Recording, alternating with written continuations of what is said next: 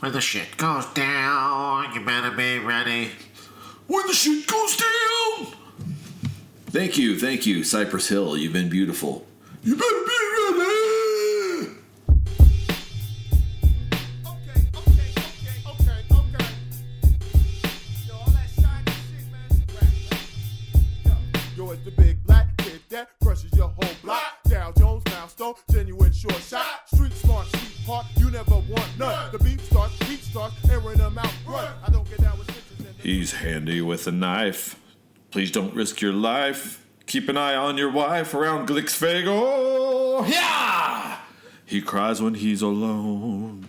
Hi, I'm Faetor the Tainted of Breakup Gaming Society, here with surprise appearance from Sendog. Inside the brain! Thank you, Sen. Your contributions are priceless. This is Breakup Gaming Society, home to America's least responsible board game group.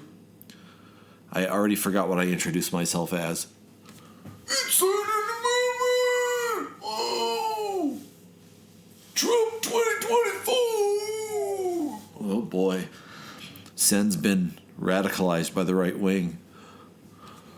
Hashtag mega!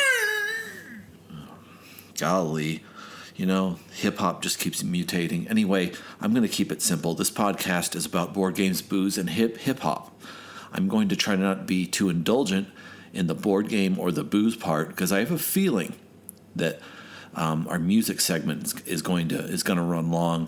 I've got an old friend who I've been wanting to connect with and who is also a real, true student of hip-hop and is going to surprise us with a guest track. So I want to save more time for that. Let's just get to the drink of the week already. Drink of the week. So I don't know if you caught it. A few weeks ago, I did a remote simultaneous bourbon tasting with my mom. Yes, Faetor the Tainted has a mom. She's pretty cool. I uncorked George Dickel No. 12 bourbon while she, on the other end of the phone in Denver, gave us her impressions on Basil Hayden's, which were quite good and refreshing contribution of the show. That night, I don't know what was going on, and I know I like Dickel. It just I had nothing to say about it that night. It just tasted flat and metallic. I'm tasting it again.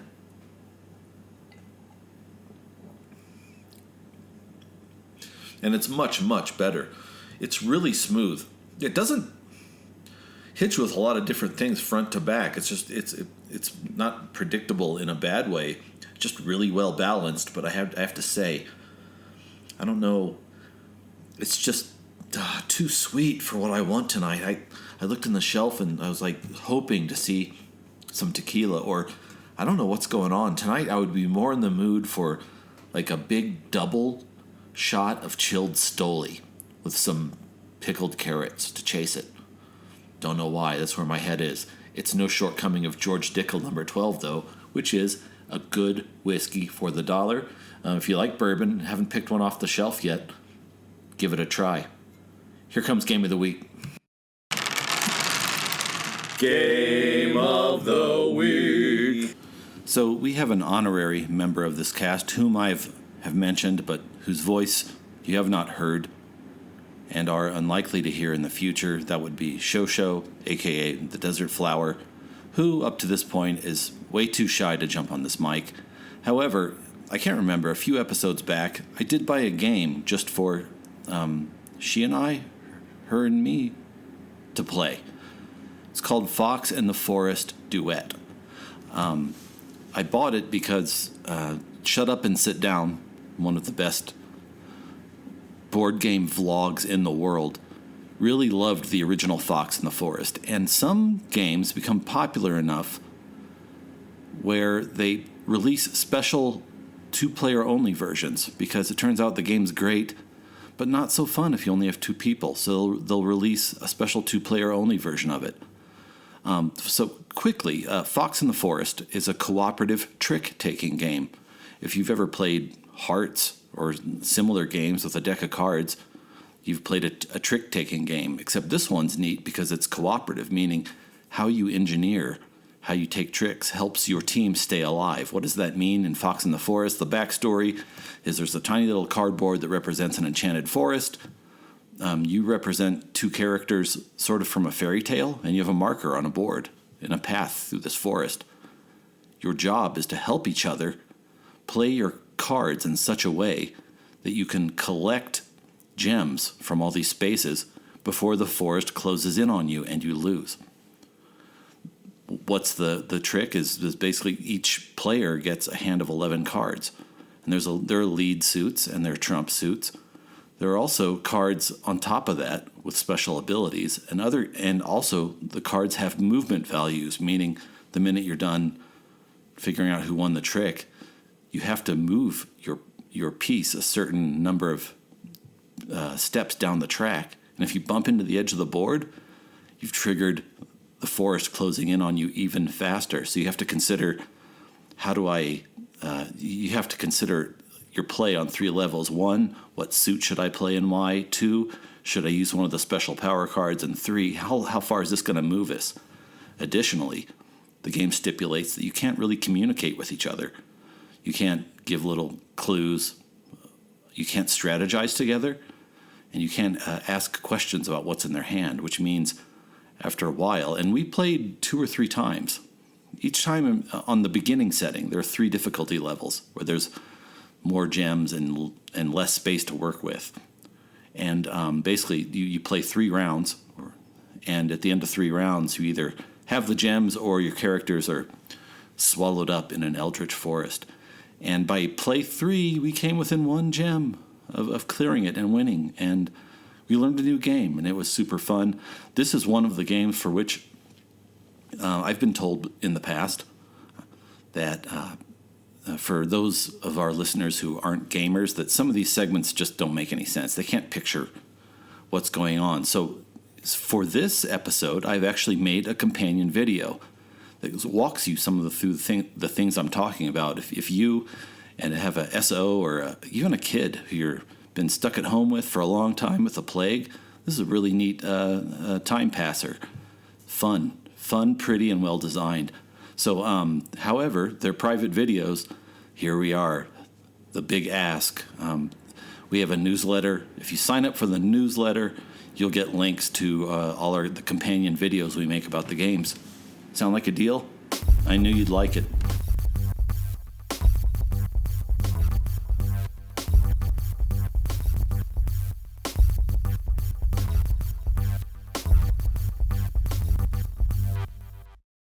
So, anyway, this is Faetor the Tainted. This is Breakup Gaming Society, and this is Track of the Week. And I feel, my friend, like this deserves a little background because you are my best friend who I've never met. Yes. We have with us the JK. Yes. I met the JK round about 2007. 2008 on a social media site, which by the way was very innovative, called I'm in Like with You. And the JK and about 8 or 9 other people were like part of like a multi-generational, like the smartest kids in the class, like the best. And thinking back, JK, I don't know what those dudes are doing now, but you know what, the makers of those sites solved was social media, where you can just like spray the landscape with invitations. All of a sudden you have like 3,000 quote unquote friends. Mm-hmm. You don't know how many of them are bots or sexual criminals, but Yeah, I feel like that was the early days of bots. So I think they were mostly humans. They were just deeply flawed and strange humans. touche. But if you remember, one of the things that made I'm in Like with You brilliant is that you could only make friends, I believe, if you answered their surveys and won points for being picked off their surveys, right? Right. You only had so many points to spend on inviting new people. Right. And that was, it made it interesting. And that, of all the sites that have perished over the years, I wish that one was still around, because it really, I feel like in some ways it was Twitter before Twitter. It was because Twitter, every day there's some new topic that people riff off, and we were riffing off shit with drawings every day on there. Oh my gosh. And actually, another way they were leaders is gamification. Yes, yes, which is relevant to Breakup Gaming Society. Hey, yeah, way to bring it full circle. I remember and I remember when. Do you remember when I'm in Like with You became OMG Pop? Yes, that was the beginning of the end. And I got super freaked out because I know of like the sort of like fun kids group that Right, we had. I was right. like among the oldest. I was 37 at that time, and I think Uh, you know I think like the next like oldest was 34, and then it went down into the 20s. right, But right, extremely like bright, cerebral, funny, literate kids. But right. all of a sudden, things changed. All of a sudden, I'm getting like 6 invites a week from 13-year-olds. Yeah, Nope, yeah, it's a wrap. yeah, yeah, yeah. Everyone, people gradually started dwindling from our routinely gatherings of drawings and bullshitting. Just started to air out, and then he sold it and he got a lot of money for it. So bless him for that. But I Yeah, mean, yeah, hooray! But in either case, we were talking with the JK. Just so you know, earlier in the episode, we had Sen Dog on, okay, okay. but I don't know, times change. He started talking Trump shit, so I booted him. Yeah, yeah. I mean, That's a good I don't call. care if you were in Cypress Hill,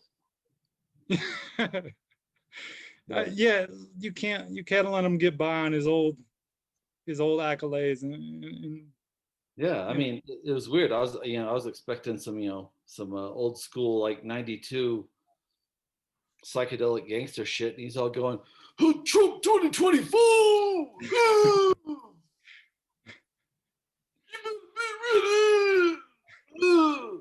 I wonder what Be Real is up to. Actually, him and Sen popped up in my news feed. He and Muggs and Sen are like have a new project. Oh wow.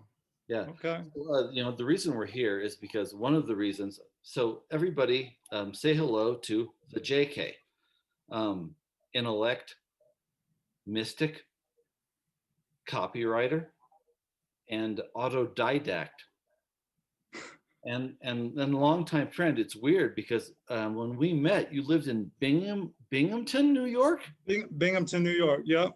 and you have been in my home state for years and years, and we still haven't met. Yeah, it's a little over 5 years now, like 2 months over 5 years. So yeah, Yeah. it's kind of crazy that And we I still think haven't. on Thanksgiving, I was at a hotel, literally within shouting distance of your apartment. But to your credit, JK, you were taking COVID shit seriously and Yeah, taking fucking care of you and your girlfriend. So let's get to it. JK, this is mm, track of the week. You're the DJ. What are we hearing? we're hearing what I consider one of the greatest rap songs of all time. Uh, it's Prodigy's "Keep It Thorough." Oh, y'all niggas killers now. Oh, catch you coming out your fucking crib, nigga. Yeah, catch a fucking bullet, nigga. Hey, yo, I break bread, ribs, $100 bills, pill on the Cotties and other 4 wheels, write a book full of medicine and generate mills. Tour the album, only for more So sales. we just heard the first section of that song. By the way, great beat. Alchemist. Yeah. And it's a lot like the production style, like really articulated, boom bap shit with like near the piano just going ding ding ding ding ding ding ding, and then once Yes. in a while that burst of ba-dum bum. But we were talking about. It's funny because Mob Deep was Queensbridge Projects, Right. Right. which was like, well, it was home to the Juice Crew, Yes. Nas, Marley Marl, MC Sean, Roxanne Shante. Yeah, yeah. I mean, all of them. I mean, the biggest. I think it might still be the biggest housing projects in the country. So a lot of people came from there. I can't remember which rhymes, but one of us, yeah, biggest fucking projects in the world. Yeah, And, yeah. Might still be because I know they tore down Cabrini Green in Chicago Uh-huh. and and dispersed everybody there. But you were talking about like, and actually, this is a fun topic because if there's one thing that, like I always track in hip hop, Uh-huh. it's how the MCs from the late '80s to the early Mm, '90s, mm. it progresses from figurative violence, Right, right. for example, LL, Uh-huh. Uh-huh. like something eat a rapper like a sandwich, just Right, like right. press the Right, stage and leave the audience damaged. He's not talking about hurting people. He's talking about the force of his rhymes. right, right. Comes a time at which that line becomes blurred, Mm-hmm. and at which point they're not saying I'm could potentially hurt you because my rhymes are good, but I'm actually a kingpin and I'll kill you. And this is also a Mob Deep line. I don't care about rap. I'm out to make cream, and that's that. Or I'm gonna rock you in your face, stab your brain with your nose bone. Like that's another Mob Deep. Roll alone in these streets, cousin. Yes, Every yes. man for the self, and these, and also there are two other songs off their first album is incredible. Right, There's right. a couple off there I can't name, and at some point it becomes a which they said I'm just like a kid from the street who's like a great MC to all of a sudden it becomes real. Right, right.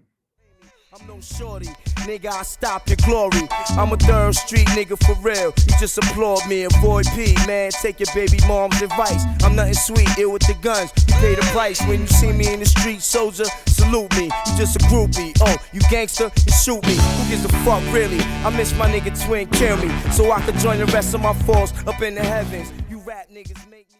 So, What do you love about it so much? It's well, good. for one, I want to hear you.